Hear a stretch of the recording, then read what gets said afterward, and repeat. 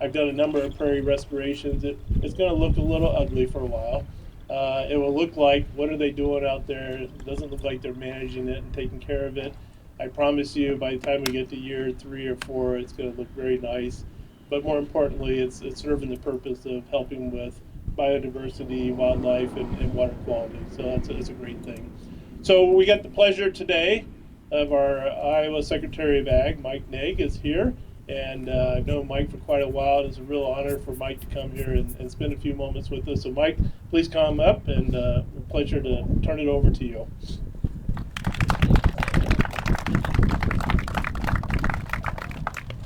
Thank you, Sam. I appreciate the warm welcome. Okay, I have to do something here. I'm going to embarrass you too. Stick your heads out from outside the sign.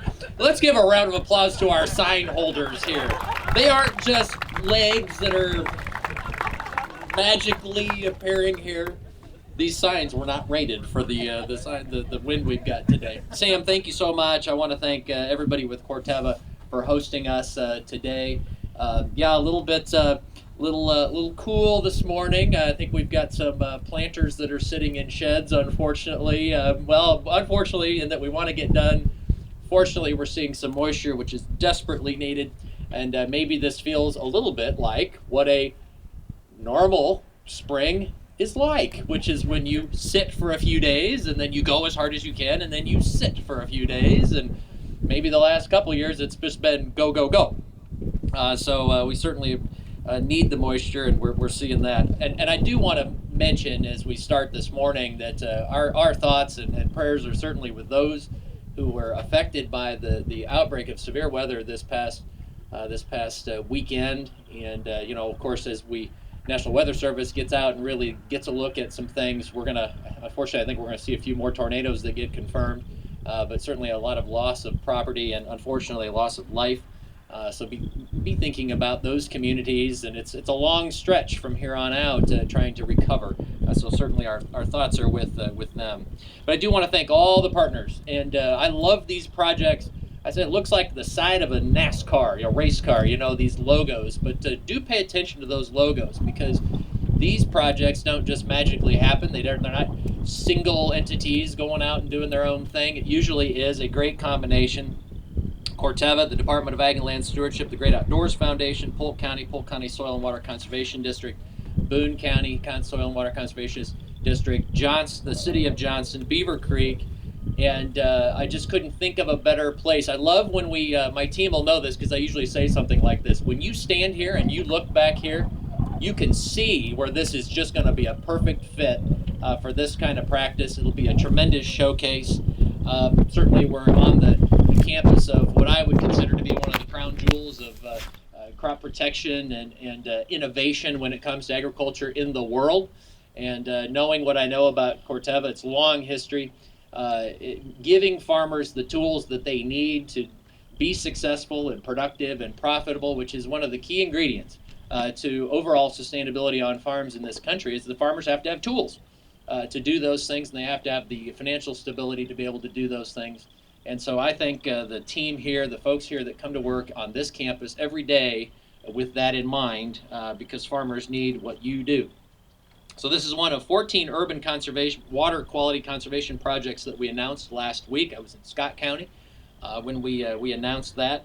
The urban program is contributing $3.6 million across these projects, and the local partners are providing a contribution that will leverage that investment matched with $10 million. It's almost a 3x match for leverage for that state investment, which is a tremendous thing to be able to say. This project has so many water quality and habitat benefits.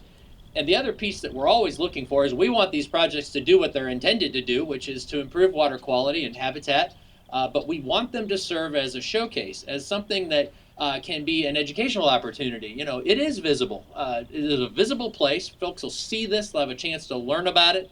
And what we hope is that inspires people to maybe do things in their own properties, but that other communities will be able to see this and be able to know how it can fit into their landscape. And so we love the fact that this is a highly visible spot as well. So adding these 14 projects that we announced last week, the department has now invested in 120 of these urban water quality projects in the last decade. Urban, of course, is just one piece of what we do. We've got the innovative batch and build model that installs edge of field practices across the state of Iowa, bioreactors and saturated buffers. We've got cost share for cover crops. Actually, the seed industry in the state of Iowa has been a significant partner and user of cover crops on their acres specifically, but also encouraging folks to use more cover crops. We've gone from a few thousand acres to nearly 4 million acres of cover crops in the state of Iowa. We're building other practices, building wetlands, reclaiming abandoned mine lands, and much, much more. And it takes a team to do that. If you'll give me just 1 second, because it is Soil and Water Conservation Week, I want to recognize my team that's here. Susan Kozak leads our Soil and Water division. Susan, thanks for your leadership. But if all the IDOLS employees, I know we've got some urban conservationists over here, wave your hands, and would you help me thank these folks for the work that they do? But we don't do it alone. We do nearly everything we do is done in a partnership, and we love that, and we want more partners. As we head into the second decade of the nutrient reduction strategy, we must continue to accelerate and scale up. The research and the data that we use and we rely on to measure progress is housed at Iowa State University, and it shows that we're making progress in nearly every front that you can measure. But we also know that there's a significant amount of work yet to be done. And so that's as we turn to the second decade, we know that we will have to scale up and do things differently. We've got great momentum, but we need to keep moving. And so what I like to say at the times like these are, I want to thank every entity that actually said yes. Oftentimes, it's easier to say no, especially to new things. It's hard to say yes. But when you say yes, and when you start, it gets easier to say yes. And that's what I love. Projects and partnerships like this don't just magically happen. So thanks to all the partners for saying yes. Now we have a special, special thing here. You know, you can't have an official Soil and Water Conservation Week without an official proclamation. Where's Luke? Luke's holding wave that proclamation around. I didn't read it. I didn't bring it up here because I didn't want to fold it or bend it or damage it somehow. But Luke's got the actual proclamation that was signed by the governor. But I will read what the proclamation says here. So, whereas in this season of spring, isn't that nice? You did a nice job pulling that up. Season of spring, where Iowa farmers are sowing seeds into our fertile soils, we join in a nationwide celebration of our rich natural resources and our shared responsibility to be good stewards of our water, soil, forests, and natural resources. And whereas healthy soils recycle and hold nutrients, store carbon, absorb water, mitigate flooding, and our foundation that supports our food system, our economy, and our healthy families. And whereas, because consumers everywhere benefit from the abundance of our agricultural production, we therefore enjoy a higher quality of life. We recognize the need to be diligent in our efforts to preserve and protect our natural resources by accelerating our conservation efforts. And whereas partnerships between urban and rural areas, as well as private and public partnerships, are critical to scaling up our conservation efforts, setting more conservation records, and incorporating more proven practices. Whereas these sustainability and land stewardship efforts will ensure future generations continue to thrive and prosper in Iowa, we celebrate the accomplishments of our locally led soil and water conservation districts and wider conservation partnerships. Now, therefore, I, Kim Reynolds, Governor of the state of Iowa, do hereby proclaim the week of April 28th through May 5th as Soil and Water Conservation Week. Let's give a round of applause. Thanks again. I'm excited to hear about the projects that are coming. We have a lot of activities happening this week to celebrate and commemorate Soil and Water Conservation Week. So follow along. There's going to be a lot of exciting events happening, and we're happy to celebrate. So I think next, John Swanson is coming up.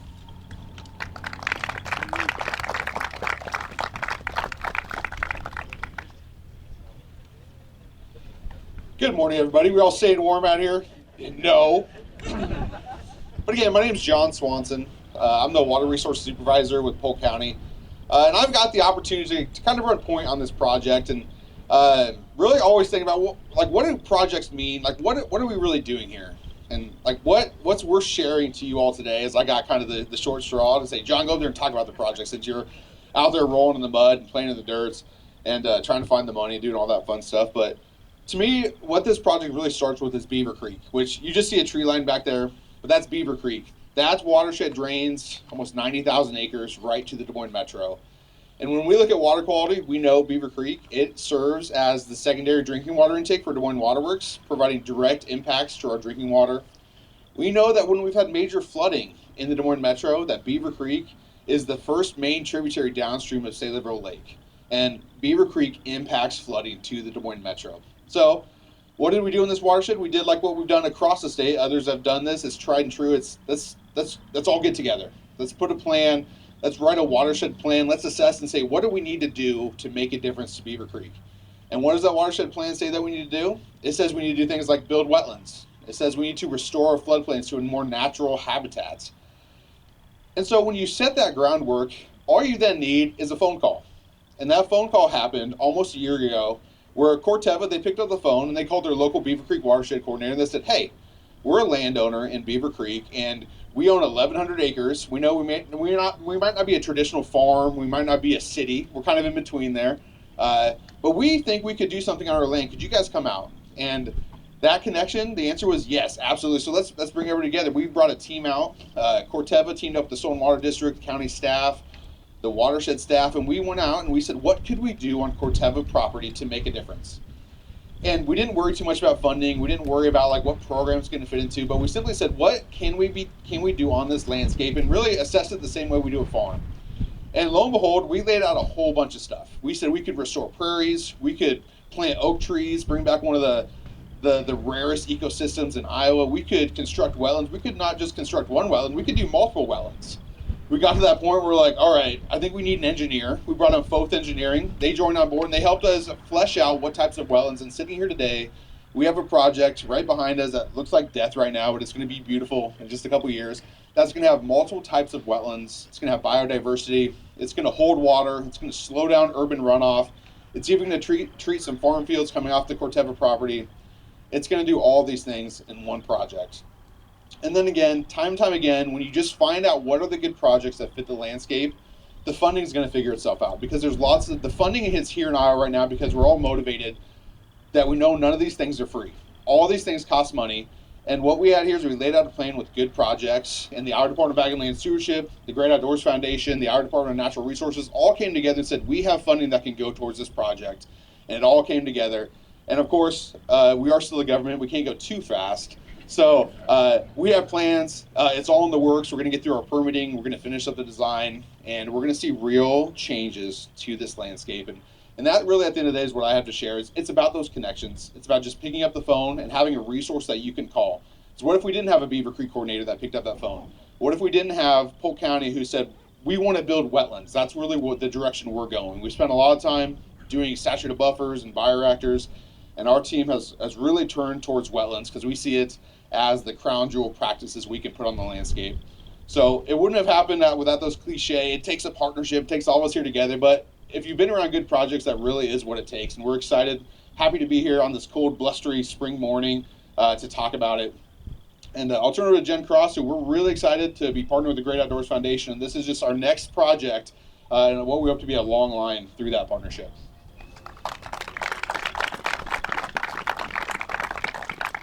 Good morning. Thank you, John. And congratulations to our partners at Polk County, Corteva, and Iowa Department of Agricultural Land Stewardship for the strategic investment in water quality.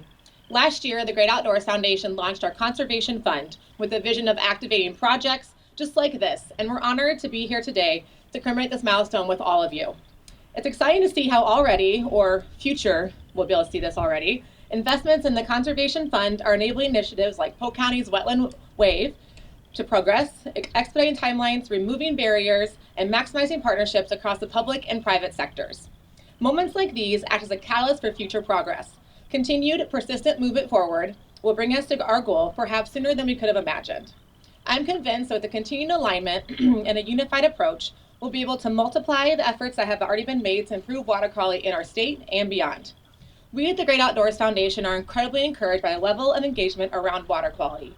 And we believe that there has never been a better time to collaborate, innovate, and steward our partnerships, opportunities, and resources we've been afforded. We're grateful to play a small role in developing these water quality projects and look forward to celebrating many similar accomplishments in the future. Thanks so much.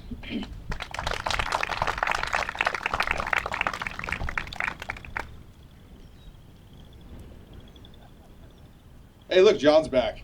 They're like, John, that was so good, you got to talk some more. Just kidding, they didn't say that. But to wrap things up, we want to talk through just a few, like, we're going to bore everyone with some technical things for the next 20 or 30 minutes. Just kidding. But to really talk through, like, just to take a minute and talk through what's really happening out here, because it is very unique. It's unique that we have a site where we can look right over, and what we actually see behind us, I joked about death, but that is actually was primarily brome grass and reed canary. That is not a native ecosystem. It's just one or two species of grass that offer pretty minimal. It was being hayed. So the first step in this prairie restoration that sits behind us, it's going to be about 80 acres, is we had to kill off that existing vegetation. It's now been ceded to natives, and that was the first step. And as we look north, there's another area, about 20 acres, that looked exactly the same. And the idea was, let's diversify the landscape. Let's bring back these oak trees. So this fall, the next step is several hundred oak trees are going to be planted. We have some ecologists on staff that are walking through to try and make it as natural as possible. We're not going to be planting straight rows of trees. We're really trying to bring back a true oak savanna. That at the end of the day, it'll have a prairie with nice big oak trees, and those oak trees aren't going to be there. They're not going to be giant next year. It's going to be for the next several decades going to be growing. And continuing on, like we mentioned, several wetlands. So as we start on the furthest downstream, we have actually an old drainage district tile. So if you were to go back 100 years when this was all farm field, they actually put in a tile that they call the Schlinker tile. This Schlinker tile drains several hundred acres and goes straight to Beaver Creek. So that tile, now as it sits today, it not only catches some agricultural fields, but also catches urban runoff. That tile is actually going to be dug up and daylighted, and the stream is going to be remeandered, and it's going to be outletted into a floodplain wetland. So this is very how we oftentimes work with agricultural producers, where we daylight tile and we get it to enter into a wetland before it goes into Beaver Creek, providing that filtration. As we move over, we have some rather intense urban runoff. So we have all these parking lots, we have all these rooftops that leave about 6 storm sewers that essentially dump right to Beaver Creek. Those storm sewers are going to be convened into a stormwater wetland, which the main purpose of this wetland, slightly different, is to do rate control. So when we see that urban runoff, that water comes very quickly. We're going to slow that water down, let it fill up the stormwater wetland, and be released at a slow rate, at a rate that equates to as if this entire area were prairie. So creating a Corteva campus that water leaves it as if this was all prairie behind us. The third and final wetland is one that's been a tried and true practice in Iowa, is an oxbow restoration. So we see these there's some big oak trees, actually just near the road here. There is an old degraded wetland that encompasses around those oak trees. So we're actually going to be able to dig out this oxbow, restore it back to where it was before it filled in with sediments. And again, a little unique spin. We're here in the middle of Johnston. We have some water coming down the road ditch, flowing off of the road right off to our side here. Why should we let that water just bypass the perfectly good wetland? Let's divert that water into that oxbow restoration to, again, just layer on those benefits. And again, thanks to our engineers, Foth Engineering, who helped us really work through. We have to make sure we meet all of our design standards, go through that whole process, go through permitting. And our hope at the end of the day, kind of the last exciting piece, is we hope to use all these spoils to actually grade a viewing platform where you can actually go out. One of the things that excited us most about Corteva was this opportunity to bring people to the site.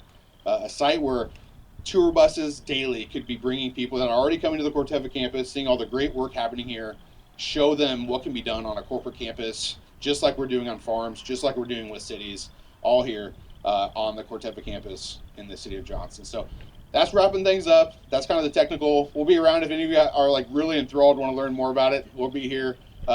If anyone has questions, I know our whole team that spoke today is going to be around for a little bit, and we'll be able to answer your questions. So thank you all for coming. Stay warm, and I'm sure we'll be running back to the office, but thanks, everyone.